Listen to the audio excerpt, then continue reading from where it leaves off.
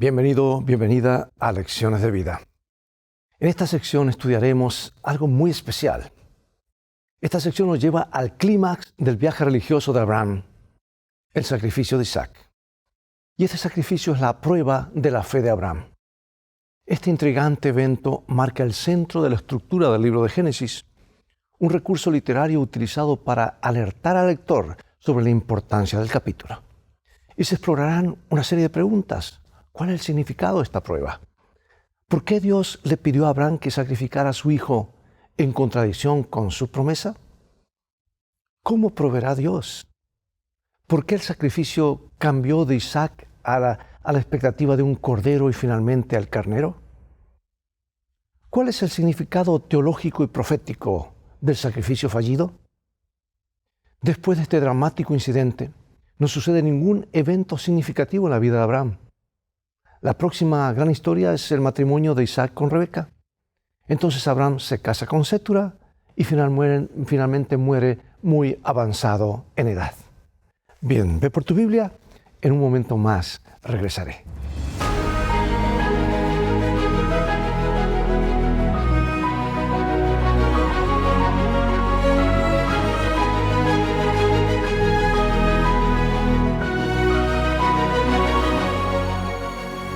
Comenzaremos con esta porción bíblica de Génesis 24:1. Era Abraham ya viejo y bien avanzado en años, y Jehová había bendecido a Abraham en todo. Pero finalmente, como Dios había prometido, Sara le dio a Abraham un hijo en su vejez, y llamó al bebé Isaac. Pero la historia de Abraham está lejos de concluir, y llega a su momento culminante cuando él lleva a su hijo al monte Moria para ser crucificado. Mejor dicho, sacrificado, no crucificado. Sin embargo, Isaac es reemplazado por un carnero, lo que implicaba el compromiso de Dios de bendecir a las naciones por intermedio de su simiente. Y esa simiente, por supuesto, era Jesús. Por lo tanto, en esa historia asombrosa y en cierto modo preocupante, se revelan más elementos del plan de salvación. Más allá de las profundas lecciones espirituales que se hayan sacado de esta experiencia, la familia de Abraham debió haberse visto sacudida. El futuro de Abraham no estaba claro. Sara muere inmediatamente después del sacrificio en el monte Moria e Isaac continúa soltero. Entonces Abraham toma la iniciativa para asegurarse de que tendrá un futuro adecuado y arregla el matrimonio de su hijo con Rebeca, quien dará a luz a 2 hijos, y el mismo Abraham se casa con Sétura, quien le dará muchos hijos. Bueno, hoy seguiremos a Abraham hasta el final de su vida. Vayamos entonces a la experiencia del monte Moria. Génesis 22, 1 al 12, y luego leeré el libro de Hebreos, capítulo 11, versículo 17, donde están los héroes de la fe. Aconteció después de estas cosas que probó Dios a Abraham y le dijo: Abraham. Y él respondió: heme aquí. Y dijo: toma ahora tu hijo, tu único Isaac, a quien amas, y vete a la tierra de Moria, y ofrécelo allí en holocausto sobre uno de los montes que yo te diré. Y cuando llegaron al lugar que Dios le había dicho, edificó allí a Abraham un altar, y compuso la leña, y ató a Isaac, su hijo, y lo puso en el altar sobre la leña. Y extendió Abraham su mano y tomó el cuchillo para degollar a su hijo. Entonces el ángel de Jehová le dio voces desde el cielo y dijo: Abraham, Abraham. Y él respondió: heme aquí. Y dijo: no extiendas tu mano sobre el muchacho ni le hagas nada, porque ya conozco que temes a Dios por cuanto tú no me has rehusado tu hijo, tu único. Por la fe, Abraham, cuando fue probado, ofreció a Isaac, y el que había recibido las promesas ofrecía a su unigénito. Amados, ¿cuál era el significado de esta prueba? ¿Y qué lecciones espirituales surgen de este asombroso acontecimiento? ¿Sabes que Génesis 22 se ha convertido en un clásico de la literatura mundial y ha inspirado a filósofos y artistas, no solo a teólogos? Sin embargo, el significado de la prueba de Dios es difícil de comprender, es muy profunda, porque este mandato divino contradecía la provisión bíblica posterior en cuanto a los sacrificios humanos. Y seguramente parecía obrar en contra de la promesa de Dios de un pacto eterno por medio de Isaac. Entonces, ¿cuál es el propósito de que Dios lo llamara a hacer esto? ¿Por qué ponerlo a prueba de una manera tan poderosa, tan difícil? La noción bíblica de prueba, en hebreo nisá, incluye dos ideas opuestas. Se refiere a la idea de juicio, es decir, un juicio para saber qué hay en el corazón del probado, pero también trae la seguridad de la gracia de Dios a favor de los probados. En este caso, la fe de Abraham tiene en Dios, que Abraham tiene en Dios, lo lleva al punto de correr el riesgo de perder su futuro, su posteridad. Y sin embargo, debido a que confía en Dios, hará lo que Dios le pida, por más difícil que sea de entender. Al fin y al cabo, ¿qué es la fe? Sino confiar en lo que no vemos o no entendemos por completo. Además, amados, la fe bíblica no se trata tanto de nuestra capacidad de dar a Dios y de sacrificarnos por Él, aunque esto tiene su función sin duda, sino de nuestra capacidad de confiar en Él y recibir su gracia mientras comprendemos cuán indignos somos. Y esta verdad se confirmó en lo que sucedió a continuación. Todas las obras de Abraham, sus tantas actividades diligentes, la dolorosa experiencia con su hijo, incluso su disposición a obedecer y ofrecer a Dios lo mejor de sí mismo, por más instructivas que fueran, no podían salvarlo. ¿Por qué? Porque el Señor mismo había provisto un carnero para el sacrificio previsto, que en sí apuntaba a su única esperanza de salvación, que es Jesús. Por consiguiente, Abraham debió haber entendido la gracia. No son las obras que hacemos para Dios las que nos salvan, sino la obra de Dios en nuestro favor. Sin embargo, al igual que Abraham, somos llamados a trabajar para Dios. Y en ese sentido, el accionar de Abraham es un poderoso ejemplo a seguir. Por eso pregunto, ¿qué te dice personalmente la historia de Abraham e Isaac en el monte Moria acerca de tu fe y cómo la manifiestas? Ahora, ¿cómo cumplió Dios su promesa de proveer? ¿Qué proveyó? Cuando Isaac preguntó por el animal para el sacrificio, Abraham dio una respuesta intrigante. Dios se proveerá de cordero para el holocausto. Sin embargo, la forma verbal hebrea en realidad puede significar Dios se proveerá a sí mismo como el cordero. O sea que el verbo proveer se usa de una manera que puede significar proveerse a sí mismo o literalmente verse a sí mismo. Por ende, lo que vemos aquí es la esencia del plan de salvación, por el cual el Señor mismo sufre y paga personalmente el castigo por nuestros pecados. ¿Cómo nos ayudan estos versículos a comprender lo que sucedió en la cruz, que se representa anticipadamente en el sacrificio del monte Moria, que de paso el mismo lugar donde Jesús fue crucificado? Juan 1, 1 al 3, y luego leeré el libro de Romanos. En el principio era el Verbo, y el Verbo era con Dios, y el Verbo era Dios. Este era en el principio con Dios. Todas las cosas por Él fueron hechas, y sin Él nada de lo que ha sido hecho fue hecho. Porque Cristo, cuando aún éramos débiles, a su tiempo murió por los impíos. Ciertamente apenas morirá alguno por un justo. Con todo, puede ser que alguno osara morir por el bueno. Mas Dios muestra su amor para con nosotros, en que siendo aún pecadores, Cristo murió por nosotros. Y allí en el monte Moria, mucho antes de la cruz, el carnero del sacrificio, trabado en un zarzal por sus cuernos, apuntaba directamente a Jesús. Él es aquel que es provisto aquí. Como Abraham explica más tarde, en el monte de Jehová será provisto. El mismo Jesús había señalado esta expresión profética de Abraham cuando dijo, haciéndose eco de la declaración de Abraham, Abraham vuestro padre se gozó de que habría de ver mi día, y lo vio y se gozó. Y en ese mismo monte, casi 2000 años más tarde, el Padre entregaba a su Hijo como sacrificio.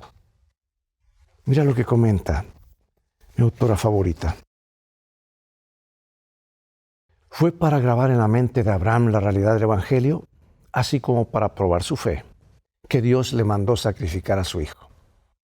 La agonía que sufrió durante los oscuros días de aquella terrible prueba fue permitida para que comprendiera por su propia experiencia algo de la grandeza del sacrificio hecho por el Dios infinito en favor de la redención del hombre.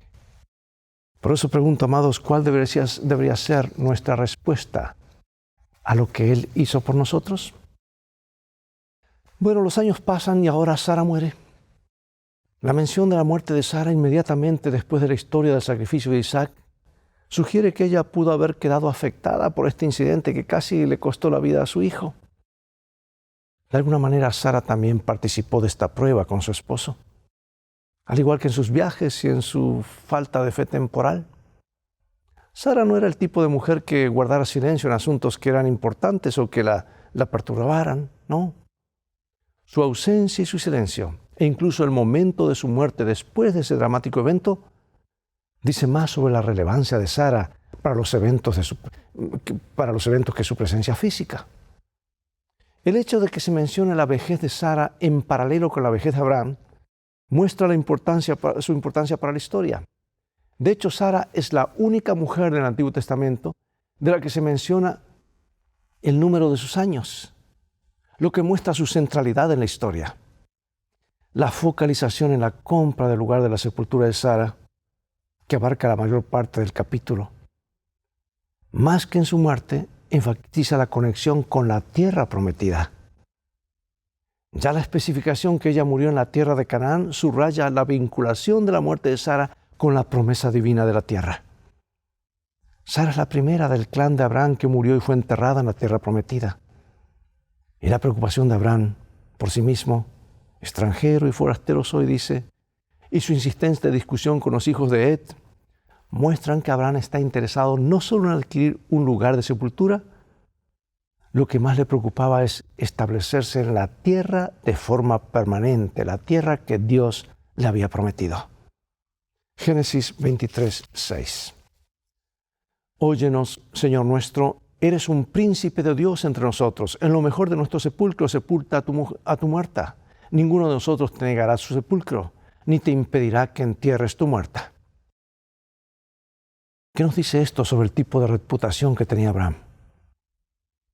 ¿Por qué esto es importante para comprender para qué lo utilizó el Señor?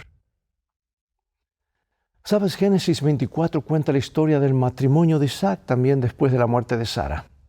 Las dos historias están relacionadas. Ahora, ¿por qué le preocupaba tanto a Abraham que su hijo no se casase con una mujer de los cananeos? Así como Abraham quería adquirir la tierra para enterrar a su esposa, debido a la promesa de Dios a sus descendientes de que tendrían esa tierra, ahora insiste en que Isaac tampoco se establezca fuera de la tierra prometida. Además, la decisión de Isaac de llevar a su esposa a la tienda de Sara y la nota de que Rebeca consoló a Isaac después de la muerte de su madre apuntan a la muerte de Sara, lo que implica el dolor de Isaac por la pérdida de su madre.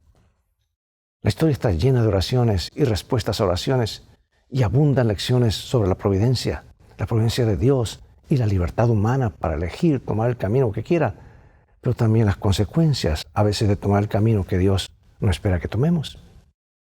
Y él comienza con la oración de Abraham. Este capítulo dice, al jurar por Jehová, Dios de los cielos y el Dios de la tierra. Bueno, esta oración es un reconocimiento de Dios como creador, como repercusión directa sobre los nacimientos de los descendientes de Abraham, incluyendo al mismo Mesías. Y la referencia que hace a su ángel y a Jehová, Dios de los cielos, apunta al ángel de Jehová que vino del cielo para rescatar a Isaac de ser sacrificado. Amigos, el Dios que controla el universo, el ángel de Jehová que intervino para salvar a Isaac, estará al frente de este tema del matrimonio. Eso es lo que estaba pensando Abraham. Sin embargo, Abraham deja abierta la posibilidad de que la mujer no responda al llamado de Dios. Por más que Dios sea poderoso, no obliga a nadie a obedecerlo.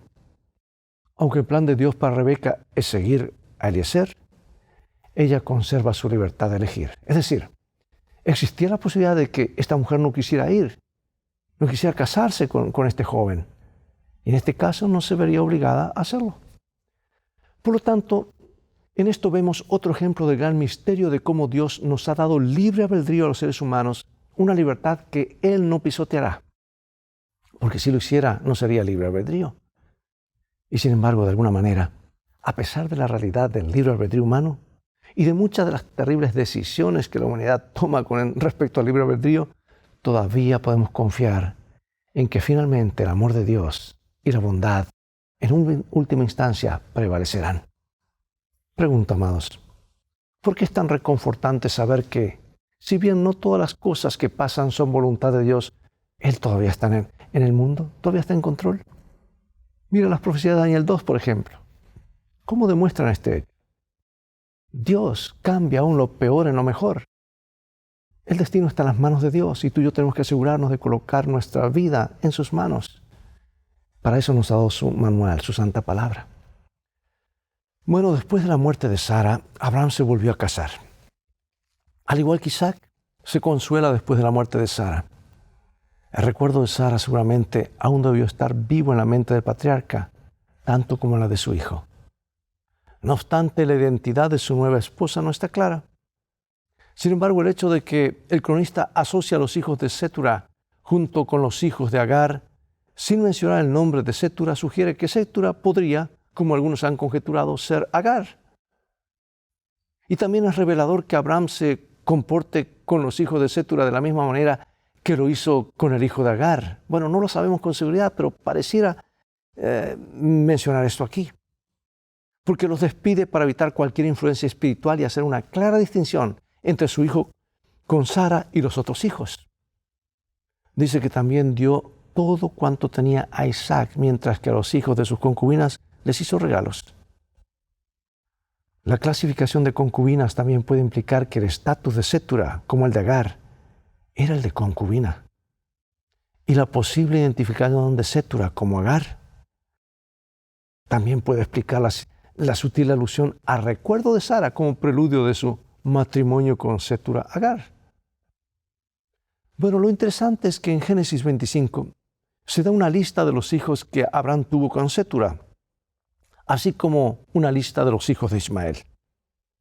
Y el propósito, amados, de la genealogía después del matrimonio de Abraham con Sétura, quien le dio 6 hijos, en comparación con sus otros 2 hijos, Isaac e Ismael, es quizás aportar evidencias inmediatas de la promesa de Dios de que Abraham sería padre de muchas naciones.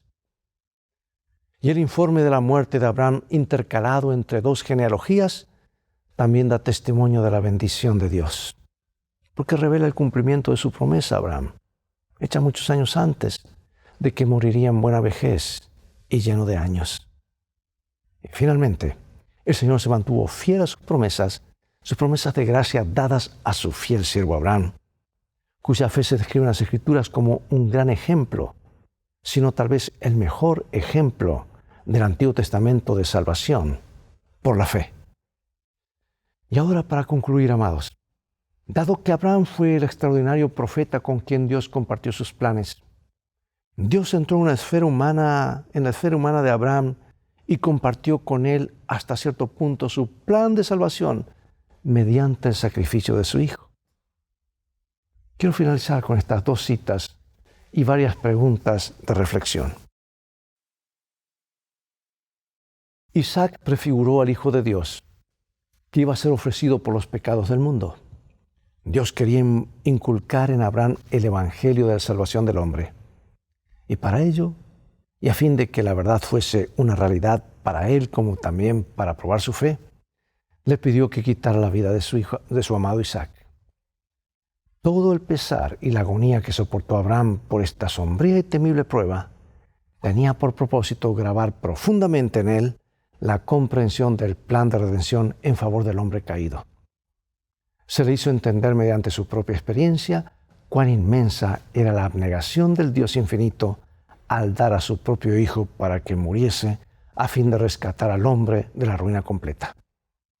Para Abraham ninguna tortura mental podía igualarse con la que sufrió al obedecer la orden divina de sacrificar a su hijo. Y más adelante dice, Abraham había llegado a la ancianidad y sabía que pronto moriría, pero aún le quedaba un acto por cumplir para asegurar a su descendencia el cumplimiento de la promesa. Isaac era el que Dios había designado para sucederle como depositario de la ley de Dios y padre del pueblo escogido. Pero todavía era soltero. Y los habitantes de Canaán estaban entregados a la idolatría. Y Dios, sabiendo que tales uniones conducirían a la apostasía, había prohibido el matrimonio entre ellos y su pueblo. El patriarca temía el efecto de las corruptas influencias que rodeaban a su hijo. En la mente de Abraham, la elección de una esposa para su hijo era un asunto de suma importancia. Anhelaba que se casara con quien no lo apartase de Dios. E Isaac, confiando en la sabiduría y el cariño de su padre, estaba conforme con dejarle a él la solución del asunto, creyendo también que Dios mismo lo guiaría en la elección. Qué ambiente de confianza y de seguridad finalmente Abraham al final de sus días llegó a tener. Pregunto, ¿qué tiene esta historia de asombroso e inquietante al mismo tiempo? ¿Y qué en cuanto al libre albedrío? ¿Por qué nuestra fe no tiene sentido si no existe libertad de acción? No somos robots, amigos. Somos personas que podemos elegir un camino o el otro. Para eso tenemos este mapa, la palabra de Dios.